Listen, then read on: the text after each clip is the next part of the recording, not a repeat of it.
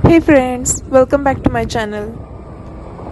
आज गुरुवार तर आम्ही विचार केला आहे की आज दत्तगुरूंचे दर्शन घ्यावे. तर आम्ही निघालो आहोत नारायणपूरला दत्तगुरूंच्या दर्शनासाठी.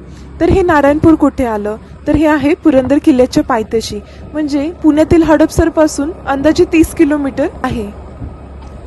तर आज संध्याकाळी हडपसर साईडला खूप पाऊस पडला आहे, त्याच्यामुळे पावसाचे पाणी आणि त्यामुळे ट्रॅफिक जाम, त्याच्यामुळे आम्हाला खूप उशीरही झालेला आहे आणि कसे बसे करून आम्ही त्यातून बाहेर पडलो आहोत. आणि आता दिवे घाट क्रॉस करून आम्ही निघालो आहोत नारायणपूरला. तर ते सासवडपासून अंदाजे 5 ते 6 किलोमीटर आहे.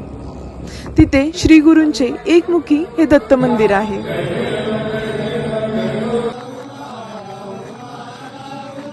तर इथे रोज 8 वाजता दत्तगुरूंची आरती केली जाते आणि त्यावेळेस अतिशय सुंदर आणि मंगलमय वातावरण असते.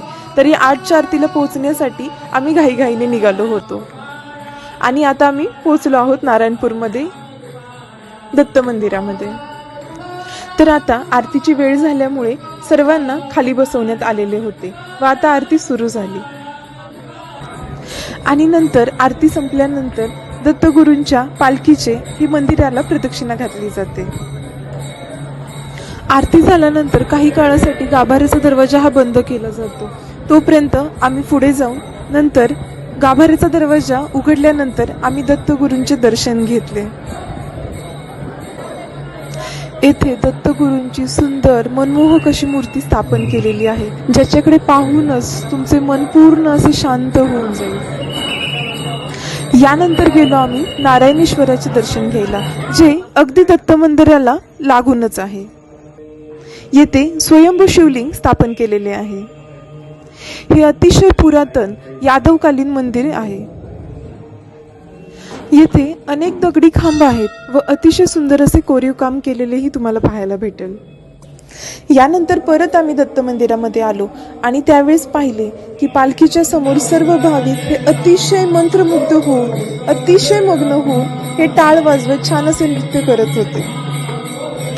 नंतर एकमुखी दत्त मंदिराच्या समोरच पुढे ब्रह्मा विष्णू यांचे वेगळे मंदिर आहे आणि महेश म्हणजे शंकर यांचे बाजूला सेपरेट मंदिर आहे. हे मंदिर अतिशय प्रसिद्ध मंदिर आहे. येथे हजारो भाविक येतात आणि स्पेशली गुरुवारी आणि पौर्णिमेला हे खूप भाविक येतात. दत्त जयंती दिवशी तर लाखो भाविक येथे जमा होतात. तर अशा प्रकारे छान दर्शन झाल्यानंतर येथे महाप्रसादही मिळतो. तर दत्त मंदिराच्या जवळच अन्नछत्र आहे, तेथे छान अशी भात आणि आमटी मिळते. तर त्या भात आमटी सोबत तर मस्तपैकी गरम गरम भजी असे खायला घेऊन गेलो. तर इथे अन्नछत्रामध्येही प्रत्येक गुरुवारी व प्रत्येक पौर्णिमेला येथे अन्नदान होते, जे की दुपारी 2:30 ते संध्याकाळी 5:30 पर्यंत आणि रात्रीच्या 8 वाजल्यापासून ते 11 वाजेपर्यंत येथे महाप्रसाद वाटप चालू असते. तर अशा प्रकारे दत्तगुरूंचे दर्शन घेऊन आता आम्ही परत आमच्या घरी निघालो आहोत. आता मन ही एकदम शांत भक्तिमय झालेले आहे. तर चलो बाय. तर भेटू परत नवीन ठिकाण, नवीन अनुभव घेऊन.